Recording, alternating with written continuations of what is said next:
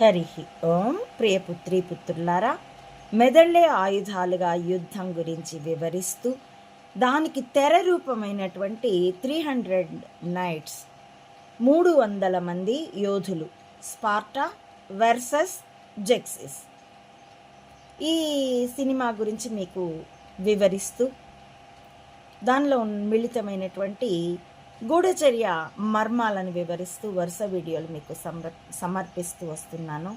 అయితే ఇందులో నిన్నటి రోజు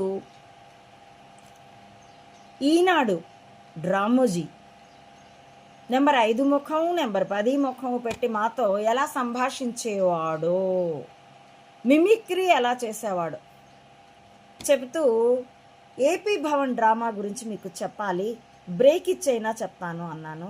నిజానికి ఇది కంప్లీట్గా ఒక టెక్స్ట్ పోస్ట్ ఉన్నదండి. దాని లింక్ నేను మీకు డిస్క్రిప్షన్లో ఇస్తాను. ఎందుకంటే ఆ లింక్ ఓపెన్ చేసి ఆ పోస్ట్ చూస్తే ఆ పోస్ట్ చివర్లో, టెక్స్ట్ పోస్ట్ చివర్లో నేను ఇప్పుడు చెప్పిన డాక్యుమెంటరీ ఎవిడెన్స్ అంతా, దిగ్విజయ్ సింగ్ నాకు రాసిన లెటరు, దిగ్విజయ్ సింగ్ నా చేతికే YS Rajasekhar Reddy being CM of ఏపీగా ఉండగా అతడికి పంపిన రికమెండేషన్ లెటర్ కాపీలు, అలాగే ఏపీజే కలాం గారు అప్పటి రాష్ట్ర ముఖ్యమంత్రి వైఎస్ రాజశేఖర్ రెడ్డికి రాసి అతడికి పంపించామంటూ నాకు ఇంటిమేషన్ ఇచ్చి, అలాగే హోమ్ అఫైర్స్కి ఇంటిమేషన్ పంపిస్తూ దాని ఇంటిమేషన్ నాకు ఇస్తూ ఆశిష్ కాలియా అనేటటువంటి రాష్ట్రపతి భవన్ సెక్రటరీ ద్వారా నాకు పంపిన లెటర్ కాపీలు మీకు ఆ జెరాక్స్ కాపీల లింకులు అందులో ఉంటాయండి.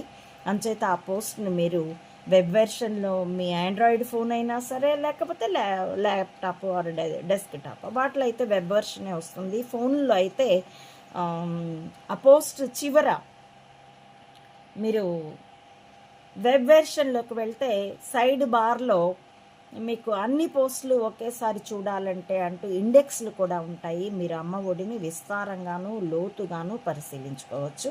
ఇప్పుడు నేను అందులో వివరించిన ఇప్పుడు ఈ సంఘటనకి కొంచెం కాదు, బాగా కనెక్ట్ అయ్యి మీరు అర్థం చేసుకోవడానికి వీలయ్యేటటువంటి ఏపీ భవన్ డ్రామా చెప్తానండి. 2007వ సంవత్సరంలో మేలో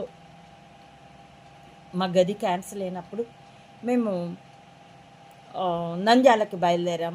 యాక్చువల్గా గుంటూరు వెళ్ళిపోవాలి అని అంటే ఫోన్ చేసి మా కుటుంబ మిత్రుడు, అప్పటికి ఇంకా మిగిలిన ఏకైక మిత్రుడు, అతడు ఫోన్ చేసి నంద్యాల వచ్చేయండి అంటే సర్లే అని నా భర్త మా బట్టలు అన్ని పెద్ద సూట్ కేసు స్కూటర్ మీద పెట్టుకుంటే నేను నా పాప బస్లో